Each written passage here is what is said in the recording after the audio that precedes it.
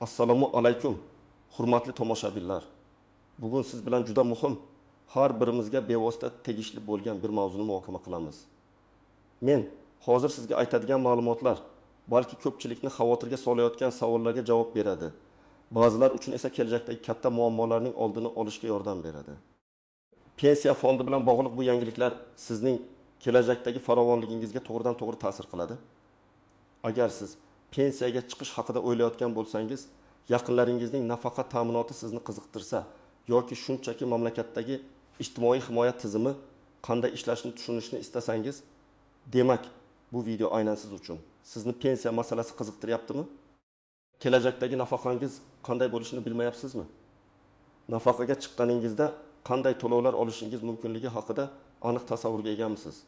Afsuski, ko'pchilik bu savollarga javob topishga qiynaladi. Ammo bugungi xabar shuni ko'rsatadiki, bu masalalar har qachondan ham dolzarb. Pensiya tizimida shunday o'zgarishlar yuz bermoqdaki, agar siz ulardan xabardor bo'lmasangiz, moliyaviy barqarorligingizga jiddiy putur yetishi mumkin. Shuning uchun bu xabar har bir fuqaroga tegishli va juda muhim. Agar hozir eshitmasangiz, keyinchalik afsuslanishingiz mumkin. Bu ma'lumotni o'tkazib yubormaslik uchun darhol kanalimizga obuna bo'ling va videoga like bosing. Bu sizning kelajagingiz uchun kichik, ammo muhim sarmoyadir. Biz hoziroq boshlaymiz. Avvallari pensiya tizimi ancha sodda va tushunarli edi deb ko'pchilik aytadi. Haqiqatan ham eski tizimda asosiy e'tibor mehnat stajiga va o'rtacha ish haqi miqdoriga qaratilar edi. Davlat asosan solidarlik prinsipi asosida nafaqa ta'minotini kafolatlar edi. Ya'ni hozir ishlayotgan avlodning to'lovlari orqali nafaqaxo'rlarga pensiya ajratilar edi. Bu tizim o'zining ijobiy tomonlariga ega edi. Odamlar ish staji yig'ib, ma'lum bir muddat ishlagandan so'ng pensiya olishiga deyarli amin bo'lishardi. Mehnat daftarchasiga yozilgan har bir yozuv muhim ahamiyatga ega edi va ko'pincha qog'oz hujjatlar orqali amalga oshiriladigan ishlar yetarli deb hisoblanardi. Misol uchun, bir odam sovxozda 25 yil ishlagan bo'lsa, uning pensiyasi shu yillar davomidagi o'rtacha ish haqi va stajga qarab hisoblanardi. Hujjatlar deyarli hamma joyda bir xil shaklda yuritilar, bu esa pensiya tayinlash jarayonini ancha osonlashtirar edi. Ammo bu tizim demografik o'zgarishlar, iqtisodiy islohotlar va ishchi kuchining global migratsiyasi tufayli bosim ostida qoldi. Nafaqaxo'rlar soni ishlovchilar soniga nisbatan o'sib borgan sari davlatning pensiya yukini ko'tarish qiyinlashib bordi. Endi esa nimalar o'zgardi? Eng katta o'zgarish bu pensiya tizimini raqamlashtirish va shaxsiy hisob varaqlar ahamiyatini oshirishga qaratilgan harakatlardir. Hozirgi kunda sizning pensiya ta'minotingiz nafaqat yillar davomidagi mehnat stajingizga, balki sizning pensiya jamg'armasiga amalga oshirgan aniq va shaxsiy badallaringizga ham bog'liq bo'lib qoldi. Bu degani ilgari bo'lgandek faqatgina ishlaganlik vaqti emas, balki rasman ish joyingizdan pensiya jamg'armasiga muntazam o'tkazilgan mablag'lar ham nafaqa miqdoriga bevosita ta'sir qiladi. Bu o'zgarishlar zamirida bir qator omillar yotadi. Birinchidan, aholining umr ko'rish davomiyligi ortib bormoqda, ya'ni odamlar uzoqroq umr ko'rmoqda va nafaqada ko'proq vaqt o'tkazmoqda. Ikkinchidan, tug'ilish darajasi ba'zi hollarda pasaymoqda. Bu esa kelajakda ishlaydigan avlod soni kamayishiga olib kelishi mumkin. Uchinchidan, iqtisodiyotda norasmiy bandlikning mavjudligi pensiya tizimiga salbiy ta'sir ko'rsatadi. Chunki norasmiy ishchilardan pensiya jamg'armasiga badallar kelib tushmaydi. Shuningdek, prezidentimizning shu sohadagi farmonlari va qarorlari pensiya tizimini yanada adolatli, shaffof va barqaror qilishga qaratilgan. Masalan, fuqarolarning mehnat stajini elektron shaklda hisoblash, pensiya jamg'armasi ma'lumotlar bazasini yangilash va unga ma'lumotlarni kiritish bo'yicha tizimli ishlar olib borilmoqda. Endi har bir fuqaroning pensiya jamg'armasidagi shaxsiy hisob varag'i maxsus elektron tizimda saqlanadi va ushbu ma'lumotlar kelajakda pensiya miqdorini aniqlashda asosiy manba bo'ladi. Buni tushunish uchun bir oddiy misol keltiraman. Ilgari siz bog'da ishlagansiz. Mehnat daftarchangizda yozuv bor edi va bu yetarli edi. Hozir esa bog'dagi ishingizdan pensiya jamg'armasiga qancha mablag' o'tkazilgani, qaysi davrlarda o'tkazilgani muhim ahamiyat kasb etadi. Agar siz mehnat shartnomasi asosida rasman ishlamagan bo'lsangiz yoki ish beruvchingiz badallarni muntazam o'tkazmagan bo'lsa, bu davrlar pensiya stajingizga to'liq hisoblanmasligi yoki uning miqdoriga kam ta'sir qilishi mumkin. Bu esa kelajakda olinadigan pensiya miqdorining kamayishiga olib kelishi mumkin bo'lgan juda jiddiy o'zgarishdir. Endi esa bu o'zgarishlarni yanada batafsil ko'rib chiqamiz. Kimlar ayniqsa xavotirda bo'lishi kerak va kimlar nisbatan xotirjam bo'lishi mumkin? Birinchi navbatda bilishingiz kerak bo'lgan eng muhim narsa bu sizning mehnat stajingizni tasdiqlovchi hujjatlar va pensiya jamg'armasiga o'tkazilgan badallar haqidagi ma'lumotlardir. Bugungi kunda pensiya miqdori shu ikki asosiy ko'rsatkichga bog'liq. Sizning mehnat stajingizni elektron tizimda aniq aks ettirish sizning ishlagan har bir kuningiz va oyligingizdan o'tkazilgan badallarning shaffofligi juda muhimdir. Kimlar xavotirda bo'lishi kerak? Biri, norasmiy sektorda ishlagan yoki ishlayotganlar. Bu juda katta muammo. Agar siz umringizning katta qismini norasmiy ish joylarida o'tkazgan bo'lsangiz, ya'ni mehnat daftarchasi yuritilmagan, ish haqingiz konvertda berilgan yoki shaxsiy tadbirkorlik faoliyatingizni rasman ro'yxatlamagan bo'lsangiz, demak siz xavf zonasidasiz. Misol uchun, yetim yoshli Gulnora opa o'z umrining butun yilini dehqonchilikda, bozorda sotuvchilik qilib yoki farzandlariga qarab uyda o'tkazgan. Uning mehnat daftarchasida faqat 5 yillik rasmiy staj mavjud. U pensiyaga chiqishga yaqinlashganda pensiya jamg'armasi uning ma'lumotlarini tekshiradi va ko'radiki, rasmiy staj kam, badallar juda kam miqdorda yoki umuman o'tkazilmagan. Natijada Gulnora opaning pensiyasi minimal darajada bo'lishi yoki umuman tayinlanmasligi mumkin, agar minimal staj talabi bajarilmasa. Bu kabi holatlar minglab oilalarda uchraydi va katta ijtimoiy muammolarga olib kelishi mumkin. Astrash mehnat staji uzilgan yoki hujjatlari yo'qolgan shaxslar, aytaylik, bir fuqaro 15 yil davlat korxonasida ishlagan, so'ngra chet elga ishlash uchun ketgan, bir necha yildan keyin qaytib kelib yana boshqa bir joyda rasman ishlagan. Ammo chet elda ishlagan davri rasmiy stajga kirmaydi. Agar tegishli davlatlararo shartnomalar bo'lmasa yoki bo'lmasa ba'zi bir ishlagan davrlarga oid hujjatlari, masalan, ish haqi ma'lumotnomalari yo'qolgan. Bu holatda uning umumiy stajiga va pensiya miqdoriga salbiy ta'sir ko'rsatiladi. Bir misol, oradan yoshdan oshgan, lekin mehnat staji uzilgan ayol. U erta turmushga chiqib 10 yil ishlamagan, keyin yana ishga joylashgan. Bu 10 yillik uzilish uning umumiy stajidan olib tashlanadi va pensiya miqdori hisoblanganda inobatga olinmaydi. Pensiya jamg'armasidagi shaxsiy hisob varag'ini tekshirmaganlar. Ko'pchilik pensiya yoshiga yetganda barcha hujjatlarni yig'ib pensiya fondiga boradi va shu paytgacha hech qanday muammo yo'q deb o'ylaydi. Ammo qachonki ma'lumotlar tekshirilganda uzoq yillar oldin ishlagan joydan pensiya jamg'armasiga badallar o'tkazilmaganligi yoki noto'g'ri ma'lumotlar kiritilganligi aniqlanishi mumkin.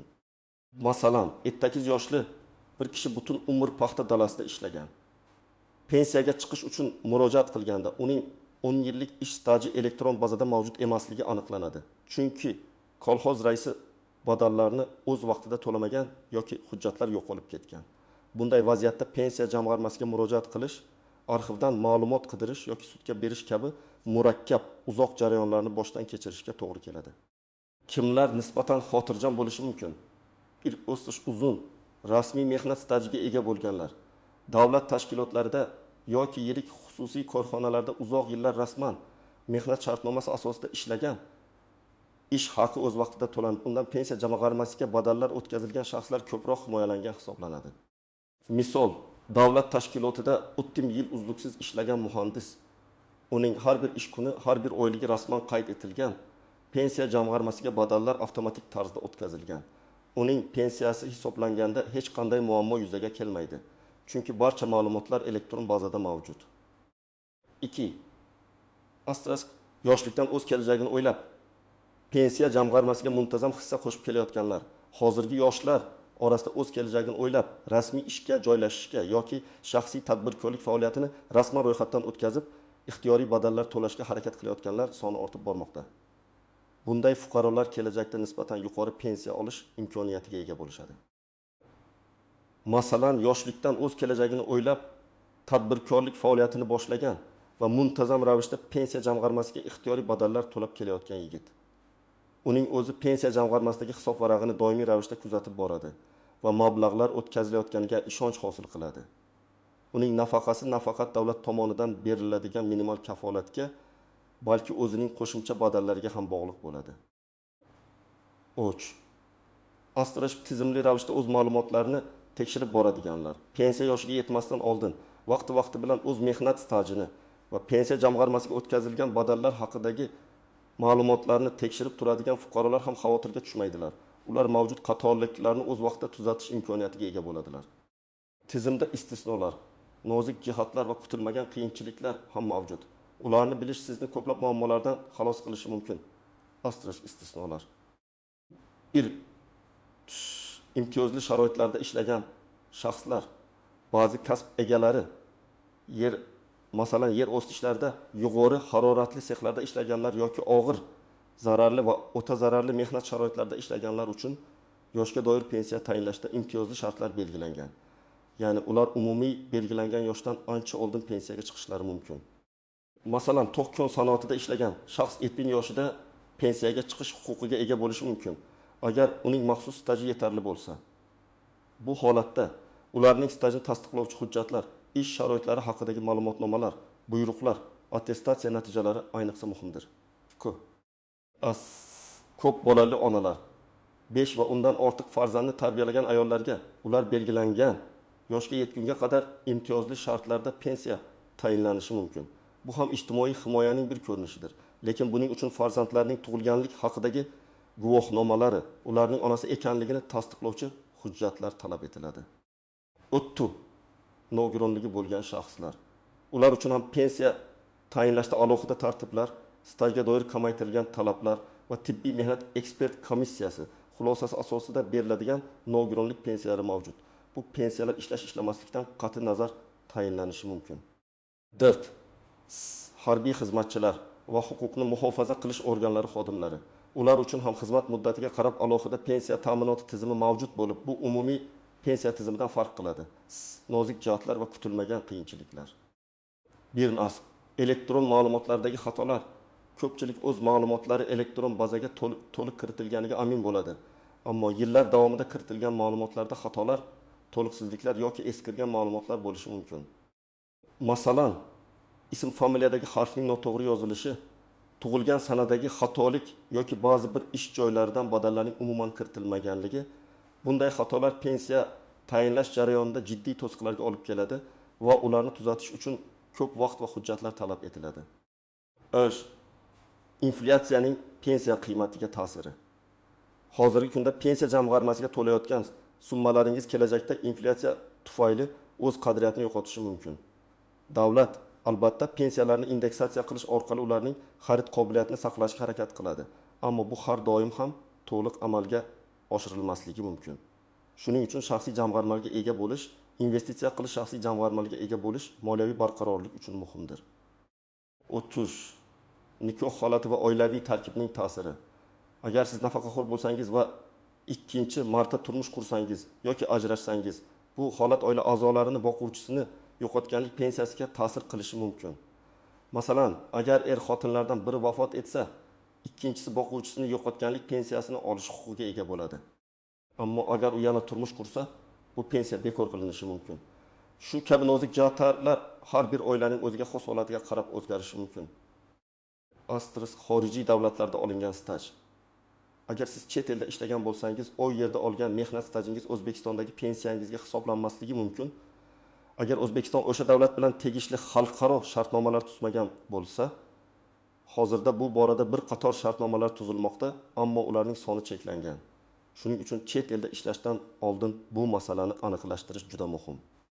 5. Asrash firibgarlik sxemalari. Afsuski, pensiya tizimidagi o'zgarishlar va fuqarolarning ma'lumot yetishmasligi firibgarlar uchun qulay imkoniyatlar yaratadi. Soxta agentliklar tezkor pensiya va'dalari bilan odamlarning pullarini tortib olishga urinishi mumkin. Hech qachon shubhali takliflarga ishonmang va faqat rasmiy tashkilotlarga murojaat qiling. Shunday qilib, bu murakkab tizimda adashib qolmaslik va kelajakdagi pensiyangizni ta'minlash uchun nimalar qilishingiz kerak? Keling, aniq va amaliy qadamlarni ko'rib chiqamiz. Amaliy maslahatlar. Siz nima qilishingiz kerak? O'z ma'lumotlaringizni tekshiring va tartibga keltiring. Mehnat daftarchangizni ko'zdan kechiring. Undagi har bir yozuv aniq va to'g'ri kiritilganiga ishonch hosil qiling. Barcha ish joylaringiz ishga kirish va chiqish sanalari, lavozimingiz to'g'ri aks etganmi? Agar qandaydir xatoliklar yoki uzilishlar bo'lsa, darhol o'sha ish joyingizning kadrlar bo'limiga murojaat qiling yoki agar u yo'q bo'lsa, arxivlardan ma'lumot qidirishga harakat qiling.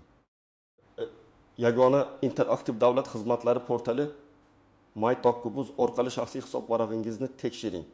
Bu juda muhim qadam. Siz bu portal orqali o'z mehnat tajingiz va pensiya jamg'armasiga o'tkazilgan badallar haqidagi ma'lumotlarni onlayn tarzda ko'rishingiz mumkin. Bu sizning elektron mehnat daftarchangiz hisoblanadi. Agar ma'lumotlarda kamchiliklar yoki noto'g'riliklar bo'lsa, masalan, ish staji to'liq aks etmagan bo'lsa, uni bartaraf etish uchun pensiya jamg'armasining hududiy bo'limiga yoki tuman, shahar bandlikka ko'maklashish markaziga murojaat qilishingiz kerak. Asosiy qanday hujjatlar kerak bo'lishi mumkin? Pasportingiz, mehnat daftarchangiz, diplom, nikoh guvohnomasi. Agar familiya o'zgargan bo'lsa, tug'ilganlik haqidagi guvohnomalar ko'p bolali onalar uchun. Ish joyidan ma'lumotnomalar. Agar pensiya jamg'armasida ma'lumotlar yetishmasa va avvallar olgan ish haqi haqidagi ma'lumotnomalar. 2. Astirish pensiya qonunchiligini o'rganing. Davlat pensiya ta'minoti to'g'risidagi qonun, prezident farmonlari va qarorlari bilan tanishib chiqing. Bu hujjatlar sizning huquqlaringiz va majburiyatlaringizni tushunishga yordam beradi. Siz qonunchilikdagi o'zgarishlar haqida xabardor bo'lishingiz kerak. Davlat organlarining rasmiy saytlari, masalan, pensiya jamg'armasining veb-sayti, Adliya vazirligining huquqiy axborot kanallari orqali ma'lumot olishingiz mumkin. 3. Rasmiy ishga joylashing yoki ixtiyoriy badallar to'lang. Agar siz norasmiy sektorda ishlayotgan bo'lsangiz, rasmiy ishga joylashishga harakat qiling.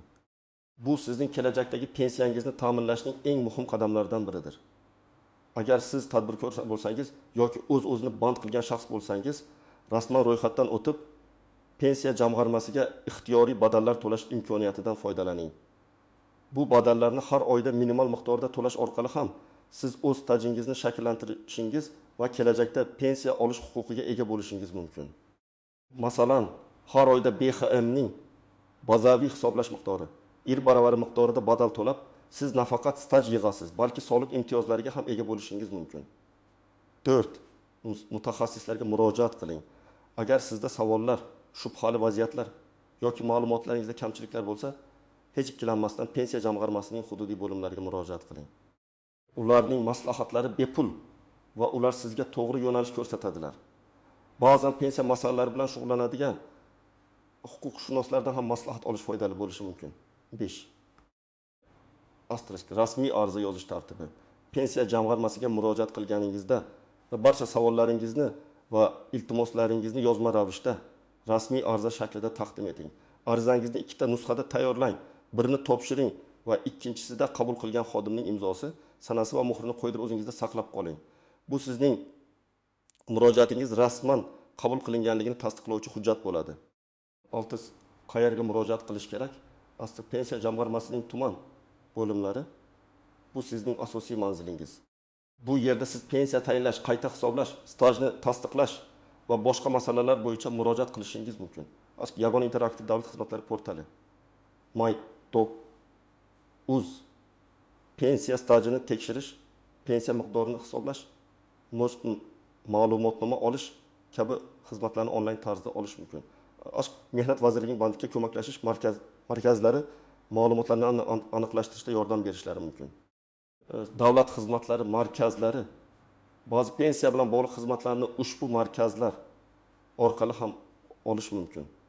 Aziz do'stlar, unutmaylik, pensiya bu shunchaki yosh doir to'lov emas. Bu sizning uzoq yillik mehnatingiz, o'z vaqtida amalga oshirgan badallaringiz va mamlakat iqtisodiyotiga qo'shgan hissangiz uchun davlatning minnatdorchiligidir. Uning miqdori esa sizning bugungi harakatlaringizga bog'liq. Sizning kelajagingiz sizning qo'lingizda. Bugungi videodagi ma'lumotlar siz uchun foydali bo'ldi degan umiddaman. O'z fikrlaringizni, savollaringizni izohlarda qoldiring. Agar sizda shu kabi vaziyatlar bo'lgan bo'lsa, tajribangizni baham ko'ring. Videoga like bosing va kanalimizga obuna bo'lishni unutmang. Chunki biz sizning moliyaviy savodxonligingizni oshirishga doimo harakat qilamiz. Keyingi videolarimizda yana uchrashguncha xayr.